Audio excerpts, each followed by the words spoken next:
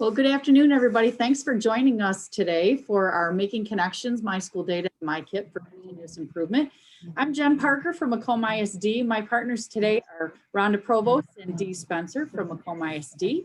And we're excited to share out with you several of the concepts that we shared out at the MDE Continuous Improvement Conference. We're going to do a lightning speed round of what's happening with My School Data and the redesign that launched recently, as well as the MICIP platform that is coming soon. And we're going to show you a couple of ideas for data-driven dialogue. You will notice that today's broadcast is part of a larger webinar series that we do here for our Train the Trainer Network. You're welcome to borrow any of the materials that you get. You're welcome to join us in Train the Trainer Land. These materials are part of our ongoing statewide professional development. So thanks everybody for being on today. You'll notice in the Zoom room, we've got a couple of things going on. We've got a chat box that has hyperlinks to the tiny URL slide deck. We'll also be fielding your questions. If you guys could keep your mics and your videos to where you need them to be, we're gonna blast through the broadcast. We will be recording today, and then at the end, I'll stop the recording and I'll field any questions that you have after we stop the recording. There are opportunities today for sketches, and we'll get to all that fun stuff at the end. So thanks everybody for being on. I do want to say that I want to say thanks very much to Dee and Rhonda for being on today. The two folks that are rounding out our team are Christy Martin and Kathy Miller, who combined today to bring the materials all together. So I want to say thank you, and we are going to get it started. The learning objectives for today's session, if you were part of our MDE continuous improvement session, you'll see a lot of reminders and revisits to several of the concepts that we hit. But we want you to understand about the two systems. We want you to look at some of the key features within the updated redesigned My School Data site. We will talk a little bit about how they interconnect and these things called pinhole. And then lastly, we're going to land on a couple of frameworks for you, or some tools for you to use with your own local implementation of both of the platforms. There's a lot of new vocabulary with the two platforms that are out there, from pinhole to data story, and what is a data story in My School Data and what is a data story in MICIP. There's lots of new vocabulary out there. So if you are taking notes, you might want to be jotting some of them down. The first thing we want to talk about is we want to be able to connect what is happening with the two platforms with some of the things that are out there with state initiatives. Please be mindful that, or please note that both of the platforms have been part of a lot of the conversations with regard to the top 10 strategic plan, as well as some of the top 10 pieces in those 6 broad areas with the 6 E's. And what has come out of our work is something that Kathy Miller has really taken to the next level, and we are so proud of the work that she's brought to our Train the Trainer Network. This is actually out there for your viewing enjoyment.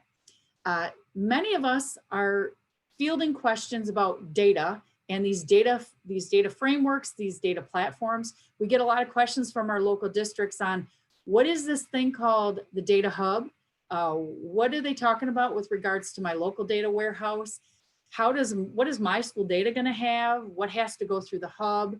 What is my strategy bank? What are all these initiatives that are being talked about in our state? This one pager is probably a really great place for you to do your 30,000 foot view of all things data and systems and frameworks. This sheet is hyperlinked in the presentation. It'll talk about what is the data hub, what is My School Data, and what will come through your local data warehouse. And it'll also share with you what is going to be fed into MICIP and how these systems will all work together. You'll also have in the slide deck a call out of what each of the pieces are. Probably one of the first things you need to understand about the data hub is that the data hub is kind of like a data exchange. It is not a thing, it's a throughway. It is a throughway for a lot of different pieces, a lot of different systems, from, for example, the My Strategy Bank, the My Read application. So getting on the data hub is a way for you to do a data exchange. It's not required, but it is a throughway for you to get your data through to other systems. The MIschoolData platform is going to be familiar to you because it's going to house all the information that you've seen in the past. Your state assessments, demographic, or early childhood, career technical ed, post-secondary connections. Over 98,000 different reports are out there in MIschoolData. You'll be able to see the historic from the legacy site, and you'll also be able to see what's new.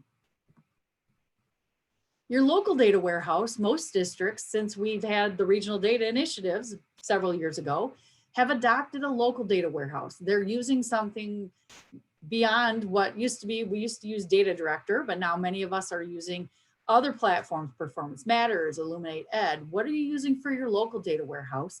Those are also going to be used to gather data for your data-driven dialogue for your continuous improvement.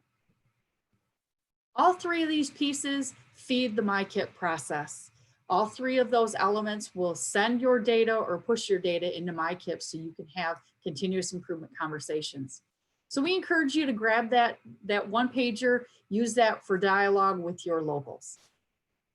Now, the MICIP mindset, if you were part of the MDE Continuous Improvement Conference, you know that we are thinking about a shift in thinking. That continuous improvement process includes the whole child, the system thinking, and now we've introduced the piece called equity. So there really are these four frameworks or four big ideas that we're trying to bring into our continuous improvement conversations. On the MICIP system and on the MIschoolData system, you will have some new and innovative ways to grab data and use them in those four big ideas or four areas. One of the places that will encourage you to go are the education focus areas and to be talking about data stories. How are we building data stories for continuous improvement? The MIschoolData has data stories in the area of persona. And the MICIP system will have data stories that you can build. So they both use the word data story in a little bit different manner, but think of a data story as a focus area or a data story in the MICIP or the MIschoolData system. We've given you several examples, and without further ado, I think we're just going to keep on moving and talk a little bit about what are some of the dates we need to be mindful of. As you saw that the MICIP launched at the Continuous Improvement Conference in October, the public release is coming in January 2021. I do want to let you know that many of the images that you're going to see today are screenshots. We are not taking you live to the site, but we are providing you enough information to see what the look and feel is of the site. The MIschoolData redesign site, however, has launched.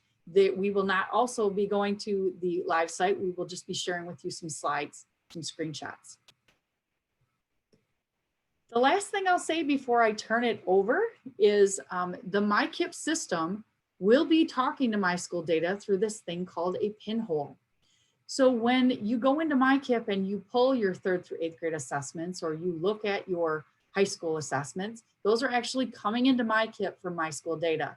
This thing called a pinhole just means it's the throughway from MIschoolData into the MICIP system. It's a direct line. If after today you've got more questions about MICIP, which I know we all will, don't forget to sign up for the MICIP newsletter that comes out on a regular basis. So I will turn it over to Rhonda, who's going to talk about our MIschoolData overview. Well, good afternoon, everyone, and thank you for attending our session today. As Dr. Parker indicated, we are continuing with our opportunities in collaboration with the MICIP team and the MIschoolData, and coincidentally with both launches in the near future, we are very excited to be working together and moving our silos into more of a collaborative opportunity for all of us.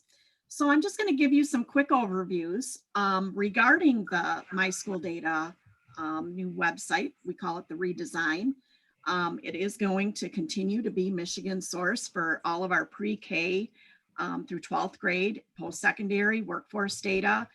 We will have multiple levels for reviewing the data, whether it's at the local level, ISD level, or statewide. And then also, where does the information come from? A variety of sources, which are primarily through the financial information database, the REP report, the SID report, in various MSDS reports that are submitted by your local district or ISD designated EEM participant. And then next, we have where information is also displayed in the graphs. We've come to know that from the legacy site, where we have trend data, we have charts, and we also have downloadable spreadsheets. And these will also be transitioning into the new redesigned site. And then next, as Dr. Parker mentioned, we have many connections at the state level with MICIP, with the Data Hub, and the local data warehouse. With that, we always look at, where does this data come from? Well, it originates basically from the schoolhouse. All of the data reports that are required by the State School Aid Act are submitted through to the Michigan Department of Education. There are secure sites that protect that data because it is privileged student data and also staffing data. That is coming through by school and district administrators. And the warehouse, or the information that is obtained, is through the CEPI tool. And that's where they have all of the various entities that are provided based on the need of what resource you are using in terms of data. The MIschoolData will talk more about this with public and secure users. So when we look at the redesign versus the legacy site, we have a couple screenshots here for you. To the left is the legacy site reports that you come to know. And to the right is the new home page featured with the MIschooldata.org. Now on October 23rd, everyone that had a secure user, it was also published to the public that the new redesigned site has been launched. However, at this point in time, we're looking at the legacy site to be available to users for up to a 2-month period. And communications will go out as they have in the past. So what we see first here is a quick overview of the new landing page, which is the home page of the MIschooldata redesign. You will see a link within the presentation that gives you just a very quick little overview of this particular home landing page, where we start with at the home level, we have a menu bar. Below that, we have another set of menu bars. And then below that, you can access these various different reports and such just by a click of the screen. So the improvement to the site is, so you don't have to continue to click and click to get the results you're looking for. We're really trying to make it very user-friendly right from the gate. So this is just part of what the new landing page, the new home page looks like. Next, we have what's new in the portal. So we've had some new features available. You're still going to be able to explore data in various ways and the new tools that will be available. The new search feature is available. There's also navigation bars. As Dr. Parker mentioned, some persona pages. We have landing pages now within the area of the menu pull downs.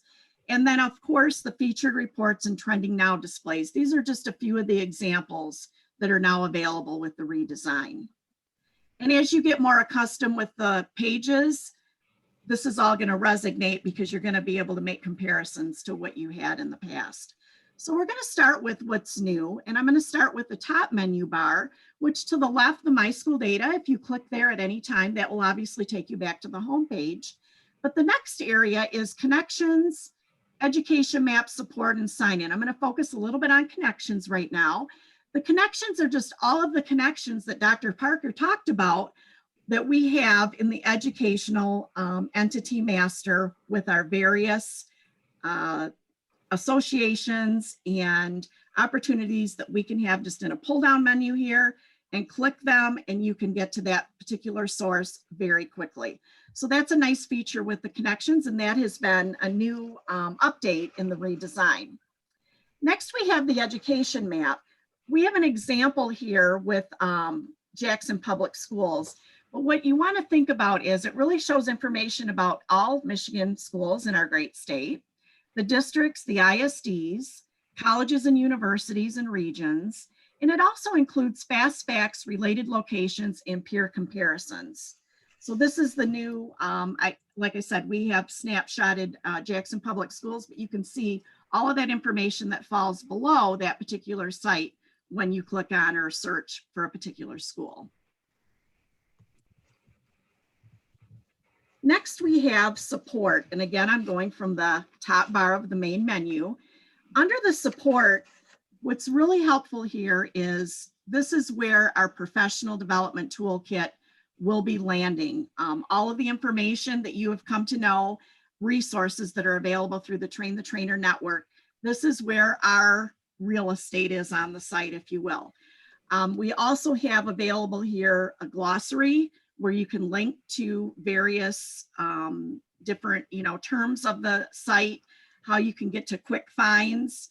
This will be all available here under help and support. So this is, again, a new area, and we will be continually updating that through the school year. Next, we have the sign-in, the My Login Third Party. Keep in mind that in May, when we started this transition and migration to the My Login Third Party secure user, we had about 20% in May that had migrated to the new login. We were able to get that over 83% by July of 2020. So we can no longer use old logins to get to new logins. And a lot of times what happens this time of year is new personnel are hired. You're starting to use the site and you can't get in with an old login. So Dr. Parker will talk more about that process in the presentation today to follow up. And then our search feature, I mentioned that it has been expanded to locate and look at more results, deeper results. And again, that feature has just, well, there's 98,000 reports in MIschoolData, just to give you an example. So, and that's expanding. So that's a great feature to have. So now I'm gonna move to the menu below the home bar. And that is called Dashboards, Early Childhood, K-12 Grade, Student Subgroups, Post-Secondary, and Workforce. Many of these are very similar to you, but what you're gonna find is the Education Dashboard and Focus Area is new.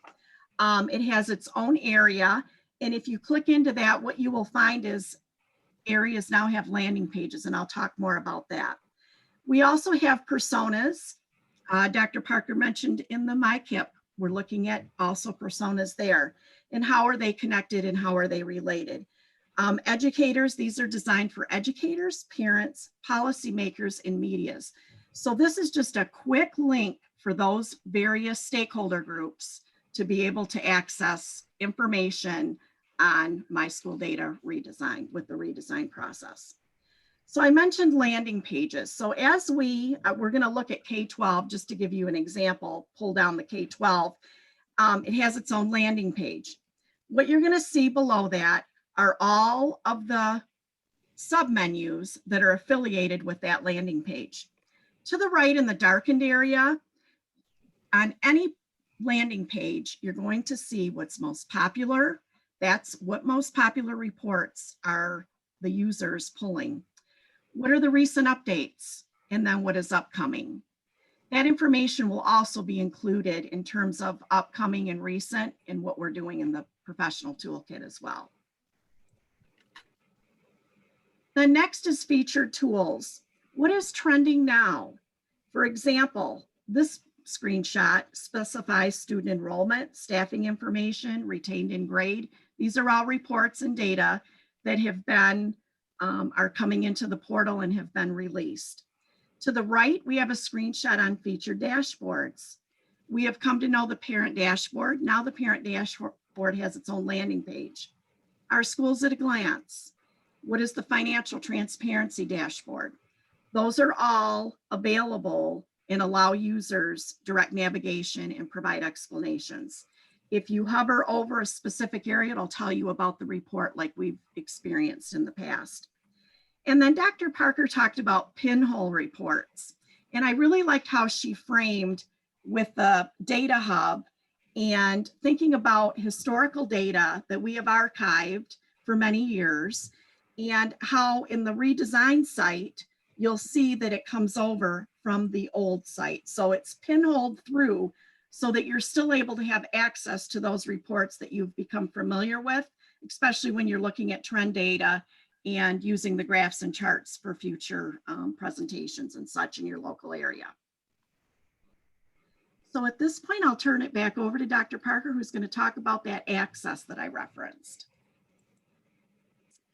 All right, so many of you that are on the call today are on the webinar today are ISD folks who are in charge of updating or supporting local districts and creating accounts.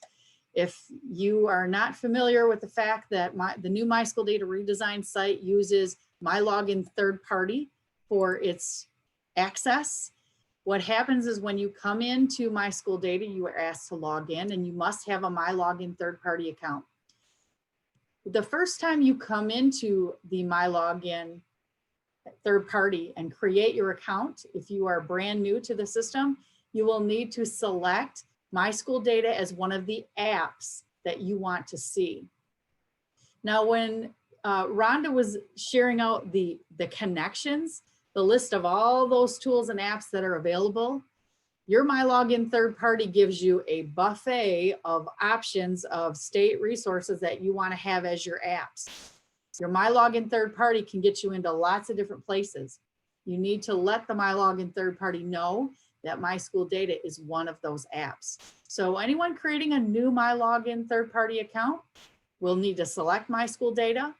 Then you will follow your normal process of what you've always done with your ISD, doing FERPA HIPAA compliance, contacting that ISD technical person and saying, here's my FERPA form, and they will go into MIschoolData, find that you have a MyLogin third party account, and they will connect you on the backside to MIschoolData.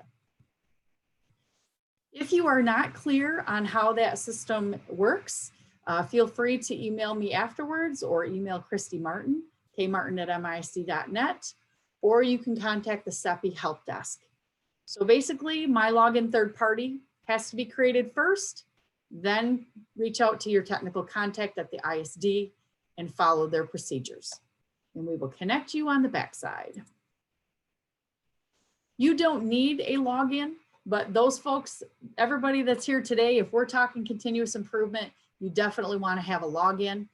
If you did not come with the rollover and you did not respond to your emails over the summer, you will have to start again, but we do encourage everyone to get that secure login, do that MyLogin third party, and follow the procedures.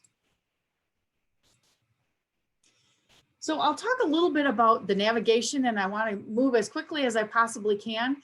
Please note that you guys are welcome to download this slide deck. It has all the screenshots you're going to need to do an overview for your locals. Rhonda mentioned the fact that the redesigned site now uses those familiar menus that have a couple new looks and feel. The personas are where we go to create data stories based on what hat is that we wear. The menus, all of them have landing pages. We've talked through that. You've got the sub menus that you're pretty familiar with and those most popular and recent updates. Similar for every section of the portal. They all have landing pages, they all have sub-menus, and they all have opportunities for individual reports. The persona landing page, if you are a K-12 educator or a PK-20 educator, we recommend that one of the first places you go is to the educator persona. If you are looking to capture a 30,000-foot view for continuous improvement, choose your school, come into the educator persona and get an overview of what your school district has on file and is coming through with the new redesigned site. Dr. Provost mentioned the featured dashboard and reports. Those are all on that persona educator page and you have quick access. Besides on the educator persona, something that went live recently, there is a brand new thing called the Compare tool. You will find the Compare tool to be awesome sauce. It is going to allow you as a continuous improvement person to compare buildings. You can compare ISDs. You can compare multiple entities. The Compare tool is one of the main reasons that delayed the ta-da moment. And when you get onto the live site and you take a look at that compare tool, you're going to be blown away. It is something that we have begged for in the legacy site. So I definitely encourage you when you come onto the live site to check out the compare tool. The compare tool can be found on the educator persona page, and it is live with the redesign. A couple of other things that are pretty hot on the list of continuous improvement are to give your folks a tour of what's called dashboard and education focus areas. This is what we've always known as our 30,000 foot view, but now the MIschoolData portal has put them right there front and center for our folks to access them. It is the main menu called Dashboard and Education Focus Areas. You come to the landing page, you'll have access to both the dashboards and the focus areas, or each one of these independently. This is a good starting point for a basics of continuous improvement 101. What is on file for accountability with your district? What does the parent dashboard say about your district? Our schools at a glance. This is a great place for you to get some baseline data for your continuous improvement planning. One of the things we want to spotlight with the school grades coming out here in the next week, the education focus area will have access to the school and district accountability piece. You can get to the dashboard, the index, and the school grades. So if you are looking in the next week or so for your school grades, you are going to come into the dashboard and education focus area. You are going to come to school district accountability, and you're going to be able to find your school grades report. So I'm just going to say one more time, your school grades reports, when you're looking for them this week, will be in the education focus area. They are under school grades, under school and district accountability.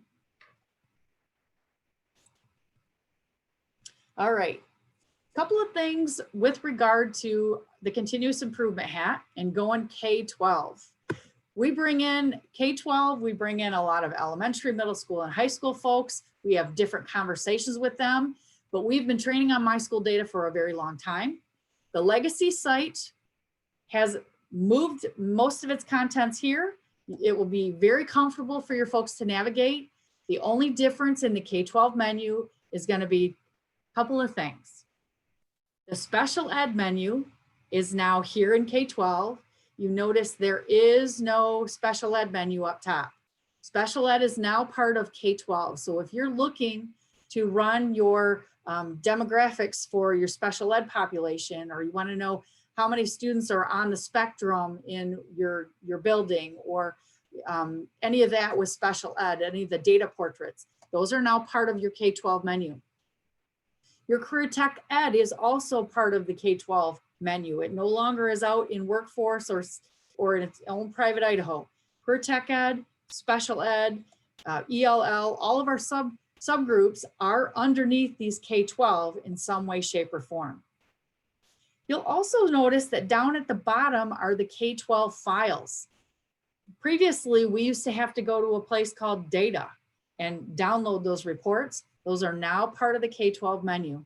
So we think that these are some really positive changes that they've made to the K-12 place. Our continuous improvement teams are in there digging all the time. This makes it a nice one-stop shop for them to go through those menus and pull some of their data. The student subgroups, we know that as you're moving through continuous improvement, you're going to want to dig deeper and look at some student subgroups. That is now its own private Idaho on the menu bar. It is right next to the K-12 menu. They have actually pulled out subgroups that were the most popular generated reports, and they have given them their own landing spot in the portal. So when you're working with your continuous improvement teams and they need to run a gender report, or you're looking for race ethnicity reports, MIschoolData has curated them and put them into subgroups, and you can generate them a lot more easily. Student subgroups menu. Here's an example of me running reports for the economically disadvantaged, which you know your teams will be running. When you go to subgroups, It'll automatically know you're running economically disadvantaged. You can use some of the filters on the left-hand side. And these new menus or new report options are going to be similar to what you saw previously, but there'll be one thing missing: the big yellow button. There's no yellow edit report button anymore. So you'll be using the same inquiries. It'll be familiar to you, but instead of the yellow edit report, you'll be using these drop-down inquiries and you'll be generating with a blue button. So that's subgroups, that's K-12. That's kind of a quick overview of what is different in that area where you can take your continuous improvement teams to grab data. All right. If there are any questions about the MIschoolData redesign that we have shared with you so far, I would encourage you to throw those in the chat box. I know Dee and Rhonda are on the call and prepared to answer any of the questions that we might have covered. I'm going to shift gears here to our quick MICIP overview, and then I'm going to turn it over to Dee, who's going to help us to look at both systems and how they can integrate into our continuous improvement conversations. So the MICIP overview that we saw at the MDE Continuous Improvement Conference, there are several pilot schools that have been moving through that process over the summer and have been piloting and building content. There is also a group out there working on some platform guides and some process guides. Everything that we see will go live in January. What the important part of the conversation today is that the MICIP system will feed from MIschoolData. You will get that information from MIschoolData. It comes through the pinhole. The other part of the conversation that I need you to understand is that the data hub, if you're on it, or your local data warehouse, also will feed the MICIP system. So we've got 3 pieces, 3 platforms, 3 systems that are going to feed up into the MICIP system. If you are not part of the MICIP resources that are out there on the web page, we've linked those here in the slide deck. All the up-to-date resources are evolving. Please make sure that your continuous improvement teams are knowledgeable about these sites and are using the resources and are ready for January. So here we go. How are you going to get into the MICIP system? Well, the My Launchpad is the place to go. My Launchpad is the way that you will come into the system. If you are on the Data Hub or you are not on the Data Hub, we will be using the My Launchpad. Your ISDs are working with the tech department, or your tech department at the ISD is working with the MICIP system to try and determine how you are going to connect. If you have questions about that, you should contact your technical contact at the ISD. MIschoolData, as we've been mentioning, is going to be feeding through the pinhole into MICIP. And the data hub is also, if you are connected to the data hub and you are using that as a throughway for your data, that is also going to be connecting to the MICIP system. As well as your local data warehouse. You're using any of the systems that we've talked about previously. That data can also be fed into MICIP. The My Strategy Bank, and I know Dr. Lockman is also on the call, and she is the lead for the My Strategy Bank. My Strategy Bank has got school improvement strategies that are going to be available for you to use in the MICIP system and help you take that conversation to the next level. And then lastly, the MICIP system is going to be connecting to, they're moving from MEGS Plus to this new system called Nexus. And so your MICIP conversations will also include, where does the money come from? And you'll be connecting funding sources to the conversation in MICIP. So all these different systems, all of these different definitions and vocabulary terms need to be part of how we talk in continuous improvement. So the system for MICIP, if you were not part of the conference, starts with access, moves to assess needs, plan, monitor, and evaluate. And you'll notice over on the right-hand side, all of those different systems are going to help us with these processes. Let's dig in. So how are you going to get into MICIP? You're going to use that My Launchpad. You'll come into the system, you'll use the My Launchpad. It will either use, if you are on the Data Hub, you'll have a My Data Hub login and you'll access the system. You'll begin by coming into the MICIP dashboard. You'll have access to 3 areas, the academic, non-academic, and systems, and you'll choose to use a data set or a template. Your team will identify areas of inquiry based on what you're hoping to look for or what data you wanted to explore, and you'll have options for protocols that you'll use to investigate. The data discovery will give you an opportunity to kind of dig in, and you'll notice that this looks like these sources might have come from a lot of different places. Maybe they came from MIschoolData, maybe they came from your data hub transition, or maybe they came from your local data warehouse. But you'll notice that the data discovery will be a place for you to see the data that comes into MICIP from those several different platforms. You'll have an opportunity to do an initiative inventory. You'll be able to do a gap analysis as well as do a data story summary. And you'll have some options for how you want to do root cause. You might want to do the 5 whys, you may choose the fishbone, or you might choose your own. But you'll be given a place to go in and analyze what is the root of the problem. You'll also be encouraged to write those growth statements or challenges or opportunities. What do you need to address? And if so, what are we going to do? And then what will happen?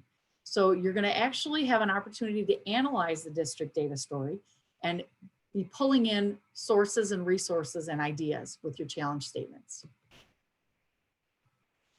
You'll be doing something like you are familiar with in ASSIST with defining goals. You're going to be setting some SMART goals or setting some goals. So all these are leading to you identifying goals and creating some meaningful statements with how you're going to change and do business. You'll also be taken into some targets and some target measures. So your goal process, your goal setting process, if you have been using ASSIST for many years, it's going to be kind of familiar to you because you're going to be looking at the goals, the targets, the strategies, the interim target measures, etc. You will be asked to define a measurable goal, and then you'll be asked to add strategies. And I know that Dr. Lockman is on the call. Dr. Lockman, did you want to share any thoughts on the My Strategy Bank for the group? Go ahead and if there's anything that you want to share out on the My Strategy Bank, I'll give you a few minutes here. Did you want to share anything? Oh, sure. I can just say, you can filter the strategies by improvement type. If it's academic systems, you can do some sub-filtering. So you got that non-academic behavior, attendance, mental health. You'll also be able to filter by the people curating the strategies. So you'll be able to click and see strategies that were curated by MDE. So things that MDE offices put in the strategy bank, or professional organizations such as Michigan Assessment Consortium or REMC.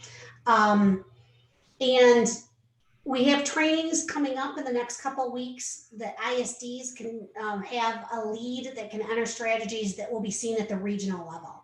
So there's the state catalog that are things that came from What Works Clearinghouse or things that came from the state curators and MDE.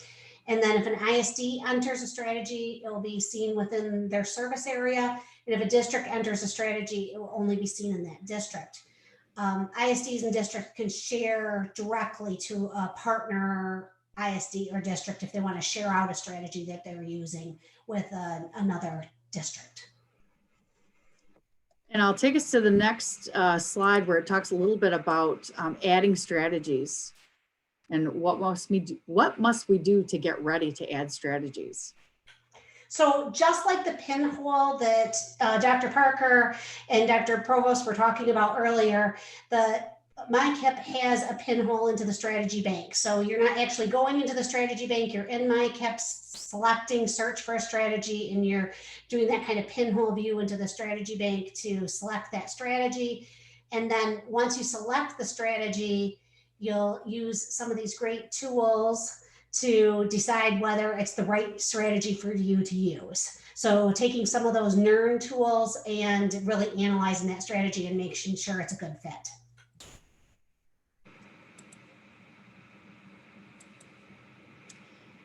I'm just thinking of another example would be, say, if you have the Wonders reading program and you have strategies established. When we're talking about sharing, those strategies could be used at another district. They could be used regionally. They could be used statewide once they're established. Is that correct? Yes. And several strategies like the early literacy assessment system, that ELAS strategy that Michigan Assessment Consortium and MDE have worked on, have a list of suggested activities. So you can look at where you are in your implementation process, and after you've selected that strategy, take their suggestions for activities that you might add right in your MICIP plan.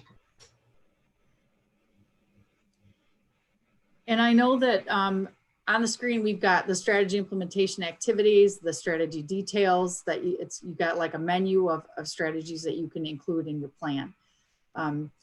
And those are evolving, correct, Dr. Lockman? The strategy bank is evolving and folks can add to it. And if they have strategies that they want to include locally, they can do that. But this is an evolving area. Absolutely.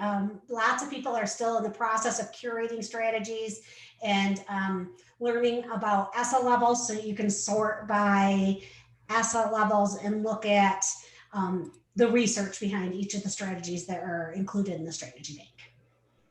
Awesome. Thank you. All right, the last couple of pieces here for the MICIP tour, talk a little bit about planning, where you can tag your funding. If you guys remember in Assist, we could identify and tag our activities. For example, in technology, we wanted to know what was tagged for technology funding. You are able to do that in the MICIP system. You'll be planning and tagging those as where their funding options are from. And then there'll also be an opportunity for you to plan some communication strategies, as well as craft your district portfolio.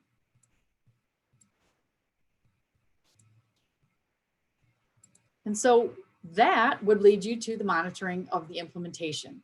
So I know this has been like a lightning speed round version, and we've got a lot of screenshots here that we are sharing with you guys. But hopefully when the system goes live and you are able to kind of come back in and see, you'll see that it moves through the process that we are familiar with in Assist, but it has a new look and feel, and it has better options, and it's a little more user-friendly, and it also is a lot more intuitive. So with that said, I'm going to move past, and I'm going to turn it over to Dee, who is going to take us into our last piece here, where we move from MIschoolData through the MICIP system into what can we do with these two systems and how can we reimagine data-driven dialogue. Thanks, Dr. Jen. I want to emphasize something that you just mentioned, that the system, the MICIP system, is much more intuitive. And so although it may seem as we go through this very quickly that it's a lot, but questions and the structures are meant to guide you in a process.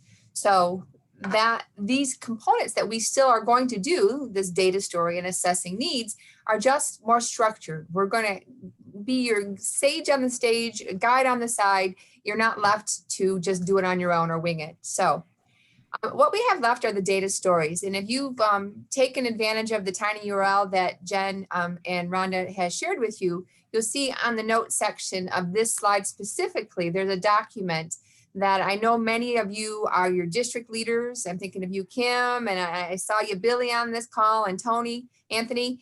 So if you were to help your building level teams, your district team and your building level teams navigate how this is going to be an application, there's an actual tool in there. There we go. Thank you, Miss Jen. That will help you understand and be able to facilitate it yourself. So much like Jen and I do when we do FCI, we want you to not only participate in this learning, but be able to facilitate it in your actual district as well. So that's a great tool for you. So the emphasis here is on this data story piece. So Jen took you through in the first couple of slides when she was going through MICIP, what was actually a 7-step assess needs process. And in that process, the 5th step is to summarize a data story. And what we're really talking about here is that data in isolation is nothing. It's just random pieces of information. But when we take and we give that data context, then it becomes meaningful. So Jen? So one school or one district can have a score, let's say an MSTEP score, or let's just do attendance, an attendance rate. But the meaning behind each of those rates is different depending upon what the rest of the data says. And so the data sets that are coming from MIschoolData and the Data Hub and the local helps a school or a district to create that story, pull in the different pieces that they have that are specific to their environments to create a story that explains where they are. Could be a cause for celebration or a cause for concern. And MICIP's going to take some of that additional work away from you, make it easier. So it's a process looking at the different data pieces and asking you leading questions, guiding questions, excuse me, to summarize. We're now for the first time going to really look at the initiatives that we're engaging in as adults. How are they impacting or perhaps creating that data point? And then using those guiding questions to identify gaps. Are we where we want to be? Or are we actually beyond where we want it to be? Is that a good thing? So the data storytelling is a process of actually translating all of those elements into a summary so that we can actually begin a causal analysis, that root cause piece. So it's about communication and it's about being effective and succinct at the same time.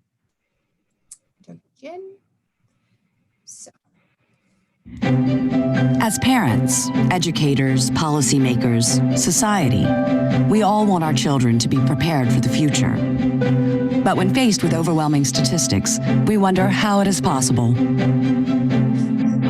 If we break that overwhelming statistic down into manageable pieces of information and data points, we can understand how to tackle the problem. Only with data can our students navigate the increasingly global and complex maze of decisions ahead and avoid becoming part of the overwhelming statistic. We all want to answer the question, how are my kids doing? What has proven to work to get my child on track for future success? Are my students learning enough in 1 year? How much does it cost to make students college and career ready? The problem is we're using an outdated paradigm where data is inaccurate, expensive to obtain, difficult to transport, and flows in only one direction, up. In nearly every other field, they use data differently. We can visit multiple doctors in multiple places and take our data with us.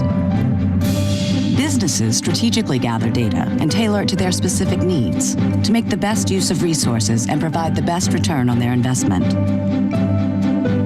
We rely upon law enforcement to use data to identify issues before they become serious problems, because the stakes are high and the risks are real. To answer our questions, we need a new paradigm in education, where data is in context, reliable, timely, portable, and flows in all directions. So we can tailor data to find out exactly where we are and where to go at each turn. And we can be notified instantly if we take a wrong turn. So we can all know where we stand and that our children are on the right path. Most states now have data to answer our questions and accomplish our goal. Let's use it. Because if we're not using data to determine where our children are going, what are we using? Data is power. We can't afford not to use it.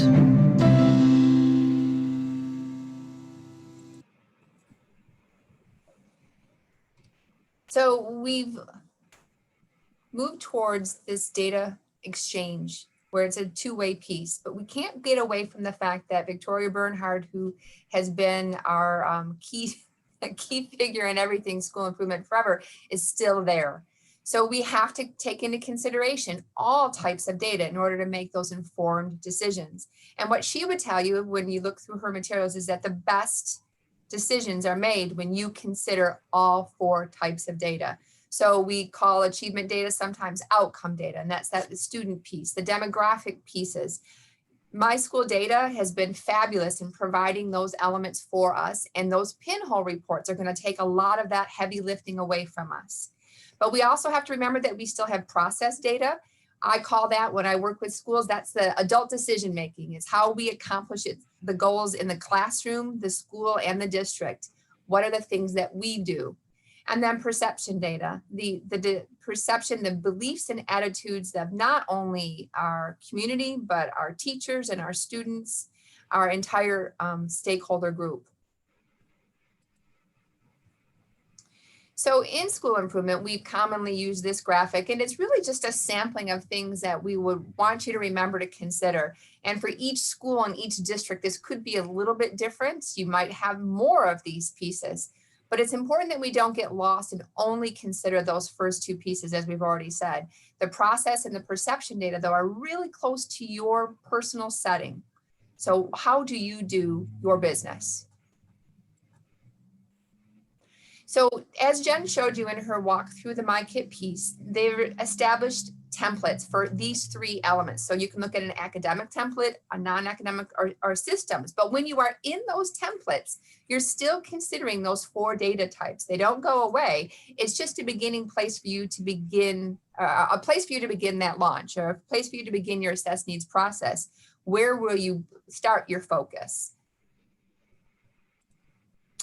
So we have a couple of examples, things that we as a team sat and like, what would we do? And how do we combine this with what we have already done that we know has proven to start those conversations? And it's a dialogue. It's not just a sit and get, and it's not done in an hour. It's not done in a day. It's done with as a group of people as we talk about our realities in our districts and our buildings. So, okay. Go ahead and click, Jen. We're going to do 2 applications really quickly. So MICIP creates templates for you to begin this work. Again, you're going to be identifying the pieces and where you want to start. They're preloaded. So Jen had showed you some pinhole reports. So if you were going into the academic pieces, you would have a story or a series of graphs that give you that beginning element.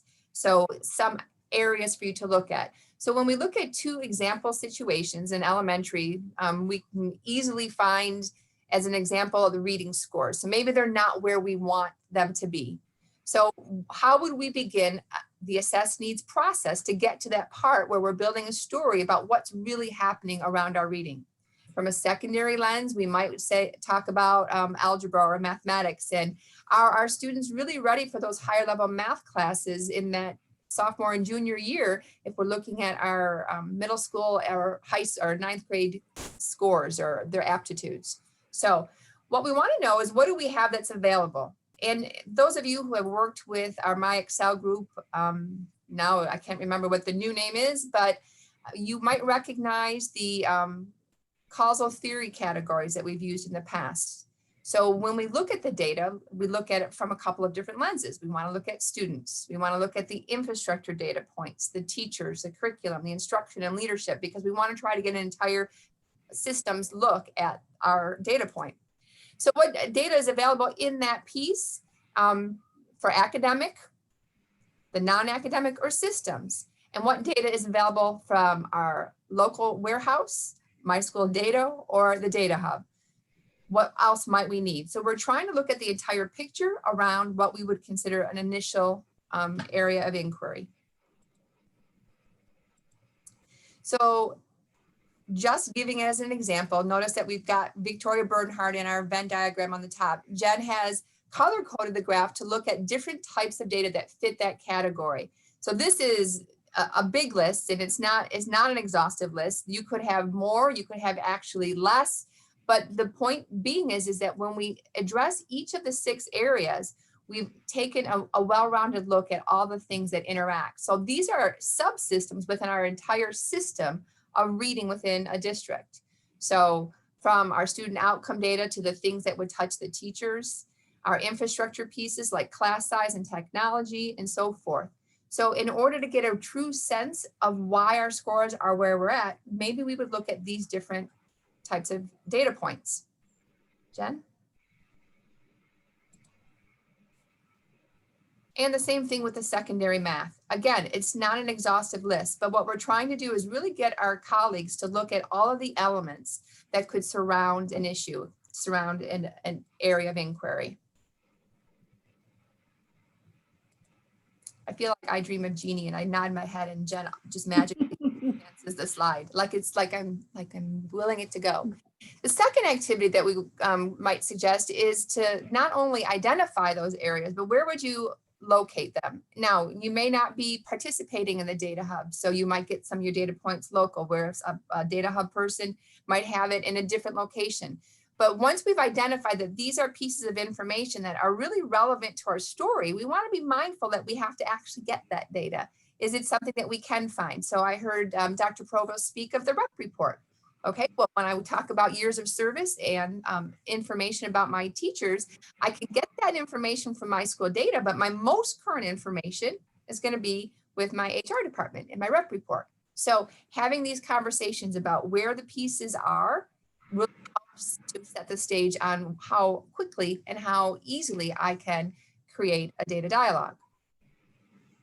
And of all the things that we've shared out, this activity is really going to help move the bar for folks understanding in January when MICIP goes live, because folks need to understand where is the data coming from to go into MICIP. What am I going to need? What needs to go? What needs to go up there?